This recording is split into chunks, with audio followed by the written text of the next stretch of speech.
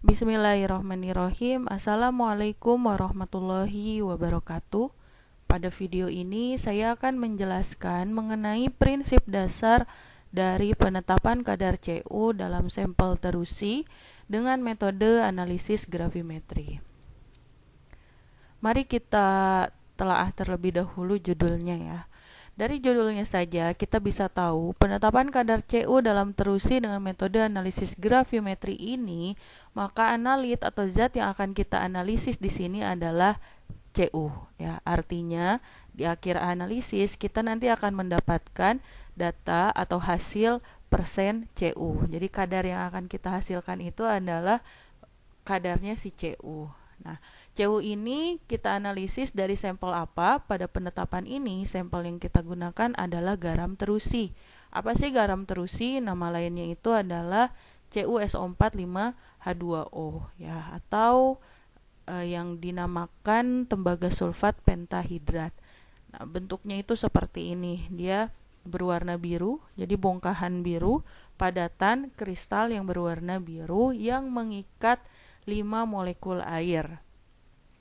Kemudian di penetapan kadar CU ini, apakah sampelnya itu hanya bisa menggunakan garam terusi? Ya, sebenarnya sampel apapun bisa kita gunakan untuk metode analisis secara gravimetri ini untuk penetapan CU. Yang penting di dalam sampel tersebut ada kandungan CU-nya. Ya, jadi tidak hanya di sampel terusi saja. Kemudian, bentuk lain dari CU yang nanti akan kalian temukan adalah CuOH 2 kali. Jadi nanti kalian akan menemukan bentuk lain dari CU berupa hidroksidanya, ya, basanya.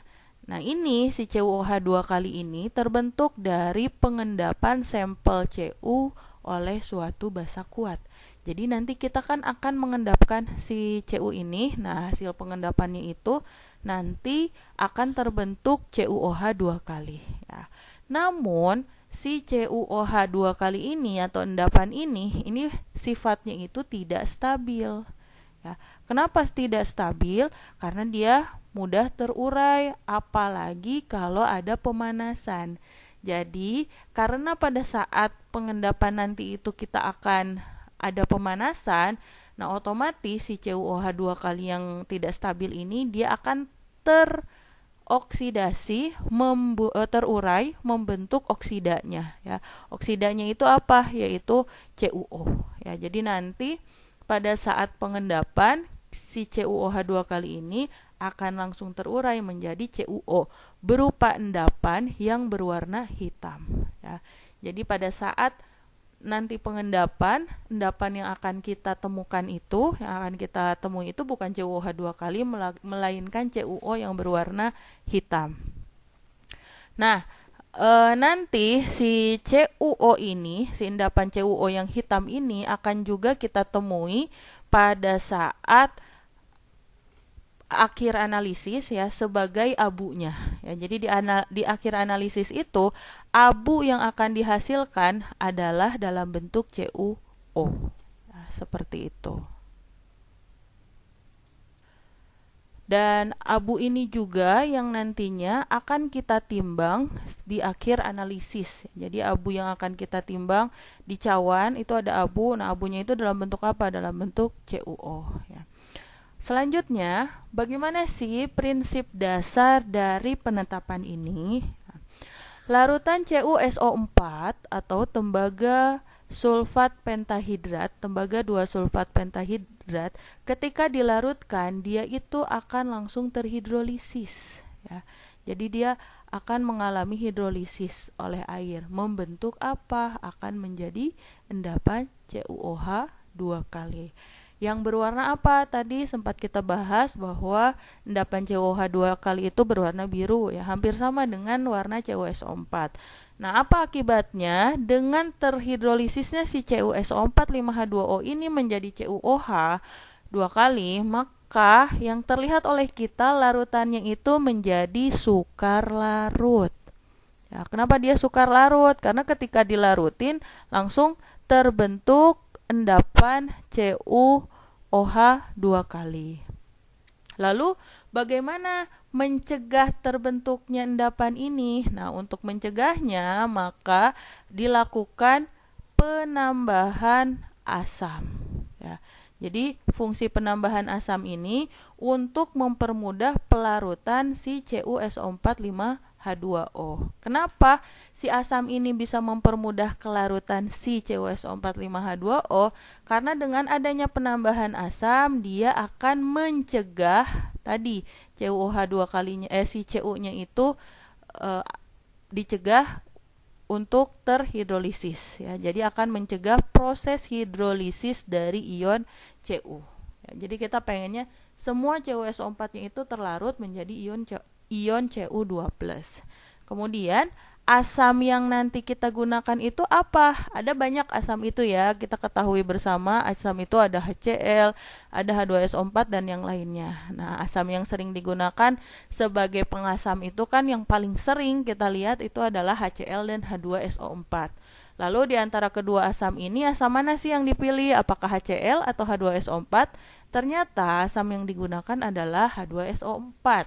Kenapa H2SO4 yang kita gunakan? Karena H2SO4 ini mengandung ion senama dari larutannya. Apa ion senamanya? SO4 2- ya. Nah, kenapa kita harus menggunakan asam yang mempunyai ion senama?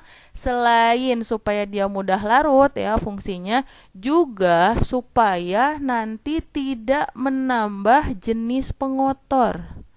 Jadi kalau kita tambahin asamnya itu asam sulfat, maka jenis pengotornya itu nggak bertambah. Ya, jadi si asam itu nggak menambah jenis pengotor. Jadi si sulfat itu kan nanti jadi pengotor. Nah, kalau asamnya yang kita tambahin asam sulfat ya, berarti yang bertambah itu ya si pengotornya si sulfat aja. Beda halnya kalau yang kita tambahin itu HCl. Kalau yang kita tambahin HCl, maka si HCl ini akan menambah jenis pengotornya. Jenis pengotor dalam endapan. Jadi yang tadinya pengotornya itu berasal dari ion atau anion dari larutan tersebut yaitu si sulfat, lalu ditambah dengan pengasamnya, jadi selain ada sulfat nanti pengotornya itu ada juga Cl-. Nah, kalau misalnya jenis pengotornya ada banyak, maka pencuciannya juga menjadi lebih sulit ya, seperti itu. Nah, kemudian larutan CuSO4,5H2O ini nanti kan akan diendapkan. Nah, diendapkannya dengan larutan apa? Dengan suatu basa. Pertanyaannya, basa itu kan ada dua jenisnya. Ada basa yang kuat, ada juga basa yang lemah.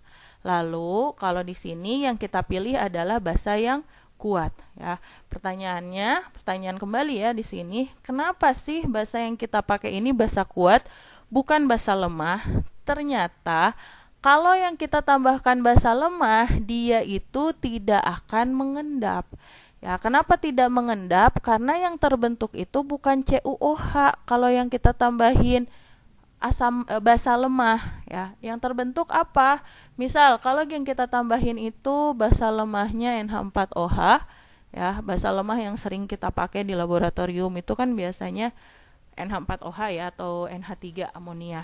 Nah, kalau yang kita tambahin itu amonia, apa yang terjadi sama si larutannya? Apakah akan mengendap? Tidak, tapi malah akan membentuk suatu senyawa kompleks ya.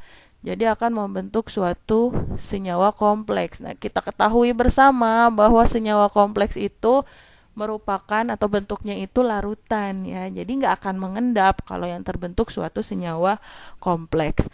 Nah, maka basa yang sebaiknya kita gunakan adalah basa kuat seperti NaOH atau basa kuat lainnya seperti KOH. Jadi kalau mau pakai NaOH bisa, pakai KOH juga bisa ya. Nah, pengendapan ini kalau sama basa nanti yang terbentuk apa sih? Kalau kita endapin si Cu dengan basa, ya tentunya si Cu ini akan membentuk endapan CuOH 2 kali. Cuman Ya, CuOH 2 kali ini sifatnya tidak stabil. Dan lagi pula CuOH 2 kali ini, endapan CuOH 2 kali ini bukanlah endapan yang kita inginkan ya.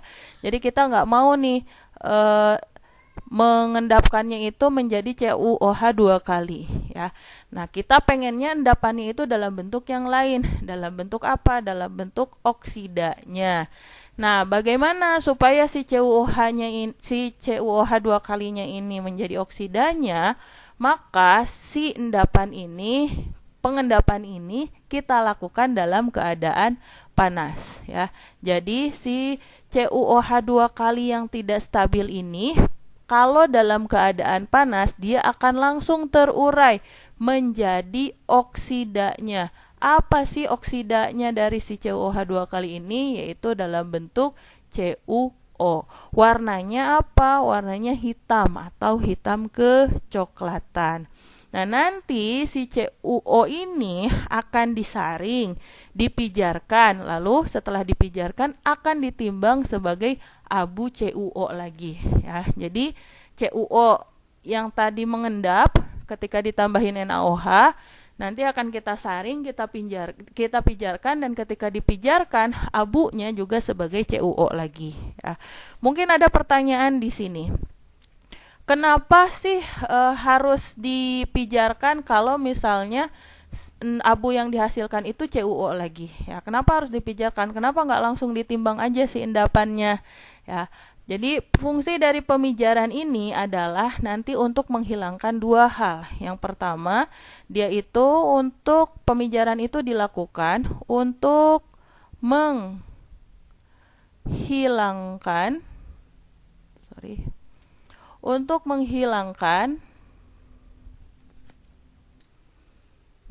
yang pertama mau dihilangkan itu adalah karbon. Nah, residu karbon. Dari mana karbonnya? Dari si kertas saring. Kemudian, fungsi pemijaran yang kedua ini adalah untuk menghilangkan air. Air yang mana? Air yang terikat secara fisik ya.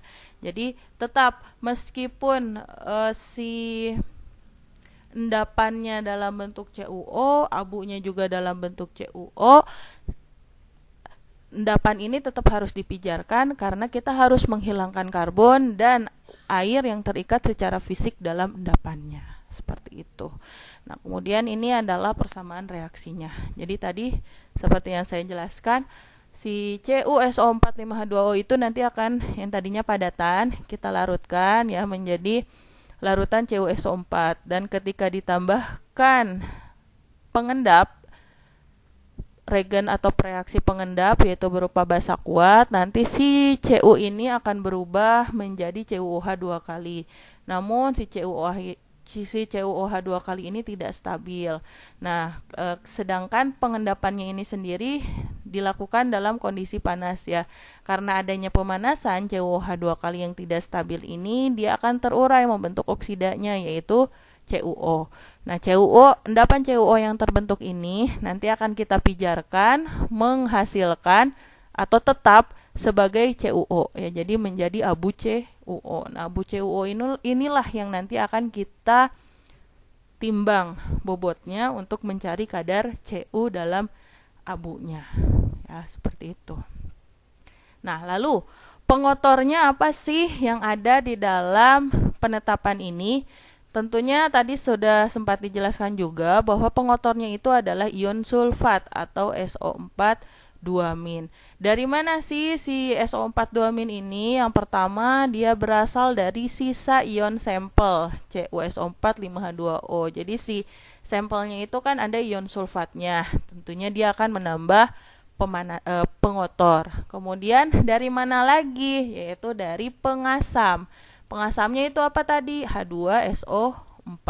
Nah, si pengasamnya itu kan mengandung SO4 juga. Jadi nanti akan ada pengotor berupa ion sulfat di dalam larutannya.